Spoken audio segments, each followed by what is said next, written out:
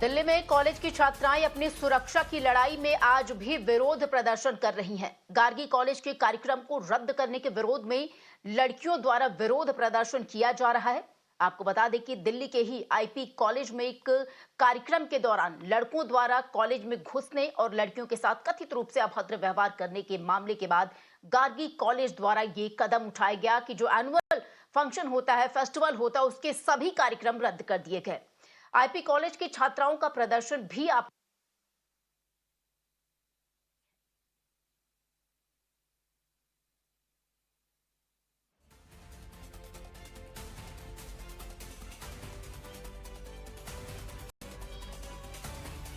और हमारी सहयोगी आपको बता दें, इला इस वक्त हमारे साथ गार्गी कॉलेज से जुड़ रही हैं और इशिका हमारी सहयोगी आईपी कॉलेज के बाहर से हमारे साथ जुड़ रही है। सबसे पहले इशिका, आपसे जानना चाहेंगे कि लगातार अपने सुरक्षा की लड़ाई खुद छात्राओं ने अपने हाथ में ले ली है, क्योंकि कॉलेज परिसर में भी वो सुरक्षित नहीं है और बजाय उस पर एक्शन करने के, जैसा वहां की छात्राओं का आरोप था कि कॉलेज प्रशासन भी उनका सहयोग नहीं कर रहा है, आज फिर से विरोध प्रदर्शन जारी है। क्या कुछ इनके, अगर कोर ऑफ एक्शन की बात की जाए, किस दिशा में आगे बढ़ने वाली हैं ये छात्राएं?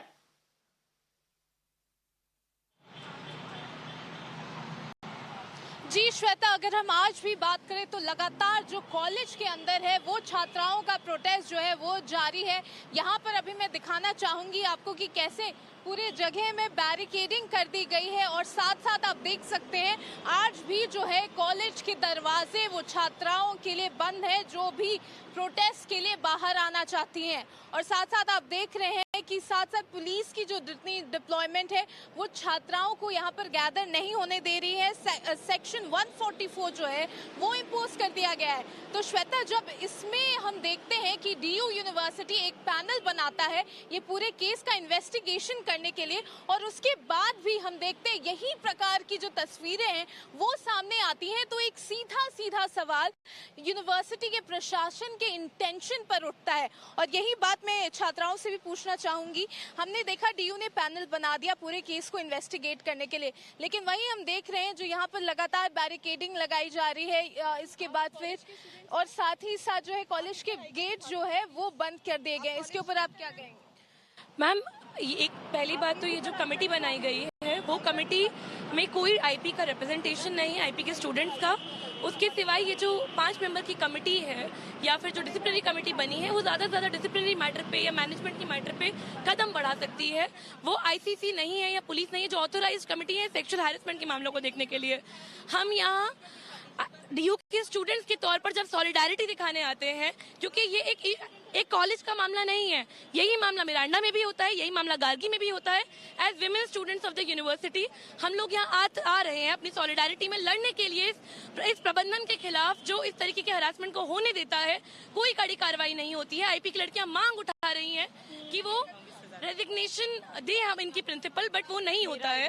तो हमारी यही सवाल ये भी है कि जो प्रिंसिपल है वो बार बार आपके कहने पर भी वो सामने नहीं आ रही है, अकाउंटेबिलिटी नहीं ले रही है। तो ऐसे में क्या आप लगातार प्रोटेस्ट जारी करेंगे और क्या प्रिंसिपल ने आपको कोई किसी भी प्रकार का आश्वासन दिया है? The struggle that is happening inside IP college जो अभी चल रहा है ये एक्चुअली एक लिटमस टेस्ट है कि इस सोसाइटी में, इस यूनिवर्सिटी में, इस कॉलेजेस के कैंपसेस के अंदर क्या सेक्सुअल हैरासमेंट के इशू को सीरियसली लिया जाएगा या नहीं लिया जाएगा, ये उसका लिटमस टेस्ट है। यहाँ की जो प्रिंसिपल हैं उनको पुलिस कवर, एस्कॉर्ट चाहिए होता है, प्रोटेक्शन चाहिए होता है अपने ही स्टूडेंट से बचकर बाहर निकलने के लिए। ये वो कॉलेज और प्रशासन है और ये वो व्यवस्था है कि जिसके साथ नाइंसाफी हुई है, जिसके साथ हैरासमेंट हुआ है, सेक्सुअल हैरासमेंट हुआ है, बाकी चीजें हुई हैं, जस्टिस हुआ है, उनको न्याय देने की बजाय, उनको जस्टिस देने की बजाय उन्हीं पर दोबारा स्टैम्पी 29 को जवाब मांगते हुए होता है। और ये प्रिंसिपल वही है जो स्टेज पे जाकर उसी दिन जिस दिन ये पूरी वारदात होती है स्टेज पर नाचते हुए, दीदार पे नाचते हुए स्टूडेंट से कहती है हाउ इज द जोश, फेस्ट वाज सक्सेसफुल, और बाद में कहती है वीडियोस में कि nothing happened at all, a little bit. Ishika आपसे जानना चाहेंगे जी, इशिका आपसे ये जानना चाहेंगे कि लगातार ये स्टूडेंट से, ये जो पुलिस कर्मी है, महिला पुलिस कर्मी है, वो किस बात के लिए क्या कुछ पूछना चाह रही हैं, आप हमें जरा बताएंगी? बिल्कुल श्वेता, जी बिल्कुल श्वेता, हम आपको बता दें कि लगातार यहाँ पर 4 दिनों से जो है महिला पुलिस यहाँ पर तैनात है और यहाँ पर वो कह रही है कि जितनी भी दूसरी यूनिवर्सिटी, मतलब दिल्ली यूनिवर्सिटी की ही जो अलग अलग कॉलेजेस की जो छात्राएं हैं जो यहाँ पर समर्थन देने के लिए जो पहुँच रही है, उन्हें नहीं आना है और उन्हें साफ साफ बोल दिया गया है कि अगर आप स्टूडेंट हैं आईपी कॉलेज की तो आप अंदर जाकर जो प्रोटेस्ट करना है वो करिए, लेकिन बाहर कोई भी गैदर नहीं करेगा, ये इनका सीधा सीधा कहना है। और जो बाकी कॉलेजेस से भी आए और खासकर जो इसी कॉलेज की जो एलुमनाई है वो भी जो यहाँ पर मौजूद है, उनका भी उनके लिए भी इनका यही कहना है कि यहाँ पर आप गैदर नहीं हो सकते हैं। जी श्वेता। जी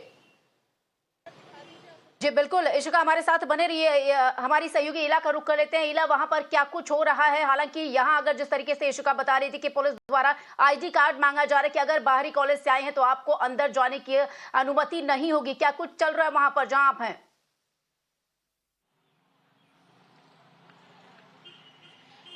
जी बिल्कुल श्वेता, मैं आपको बता दूं, जहां एक तरफ आईपी कॉलेज में हमने ये देखा कि कुछ जो गुंडे थे वो आईपी कॉलेज के अंदर घुसकर के छात्राओं के साथ बदतमीजी करते हैं और जो एडमिनिस्ट्रेशन होता है उसका जवाब ये होता है कि छात्राओं को जो हॉस्टल में उनको वहीं पे लॉक कर दिया जाता है।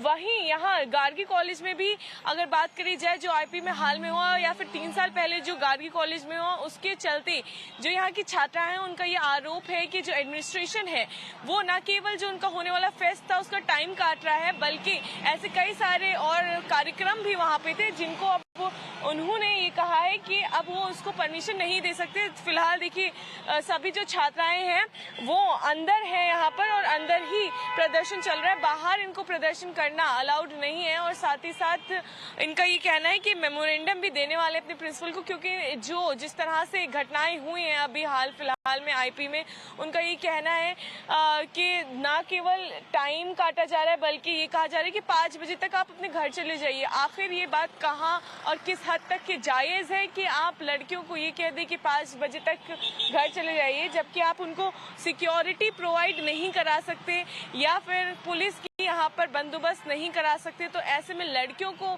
उनके घरों में कैद कर देना, एक बाउंड्री में कैद कर देना, ये कह देने का शाम हो गई आप घर चले जाइए, तो ये एक रूढ़िवादी सोच को दर्शाता है, साफ यही है।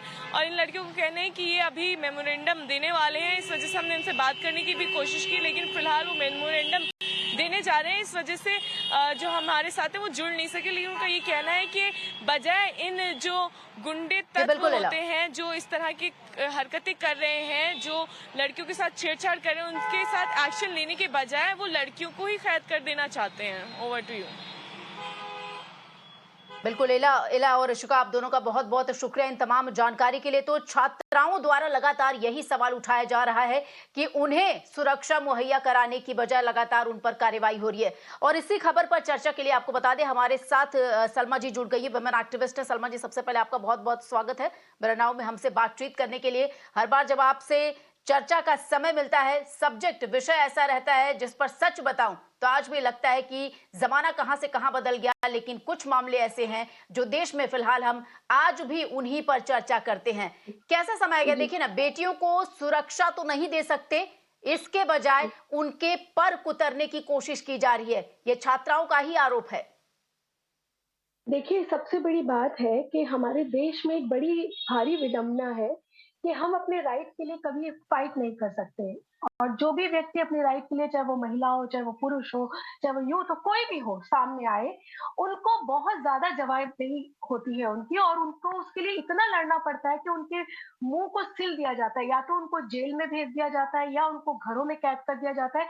जैसा कि मैं सुन रही थी कि उनको हॉस्टल तक में बंद कर दिया गया। लेकिन इस देश में जिसकी अकाउंटेबिलिटी होती है, वो अपना पल्ला झाड़ के साइड में हो जाते हैं। तो ये एक बहुत भारी विडंबना रही है, और मुझे भी बड़ा अजीब लगता है कि हम तब चैनल्स पे आते हैं या हम तभी बात करते हैं जब लड़कियों के साथ में, महिलाओं के साथ इस तरह की शर्मनाक घटनाएं अंजाम दे जाती हैं। हाँ, अगर हम बात करें ऐसे कॉलेजेस की, हमारे सरकार की, कहाँ था पुलिस सिस्टम? मैं तो बात करूंगी ये ठीक है, ये घटनाएं हुई हैं और होती आई है। 3 साल पहले गार्गी का हाल देखिए क्या हुआ था, बाकी कॉलेजेस का, कितने कॉलेजेस गिरा दे।